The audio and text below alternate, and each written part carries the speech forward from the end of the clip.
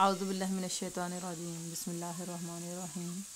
ایک دفعہ ایک بزرگ آدمی کی آنکھوں کا آپریشن ہوا۔ ڈاکٹر نے احتیاط اور پرہیز بتائے اور ساتھ میں یہ بھی کہا کہ اگلے معائنہ تک نماز میں جھکنے سے پرہیز کریں یا پھر اشارے سے نماز پڑھ لیں۔ گھر آ جانے کے بعد اس بزرگ نے کھانا پینا کم کر دیا۔ اس کے گھر والوں کو پریشانی ہونے لگی۔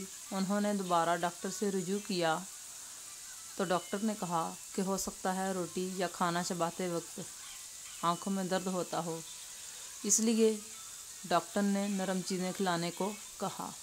1-2 دن تک گھر والوں نے دیکھا مگر بزرگ نے کھانے میں کوئی تبدیلی نہ لائی۔ کچھ دنوں بعد انہوں نے بزرگ سے پوچھ لیا کہ آپ کھانا کیوں نہیں کھا رہے؟ ڈاکٹر نے تو سجدہ کرنے سے منع کیا تھا، نہ کہ کھانا کھانے سے۔ تب بزرگ نے جواب دیا کہ جس کو سجدہ نہیں کر سکتا اس کا رزق کھاتے ہوئے مجھے شرم آتی ہے۔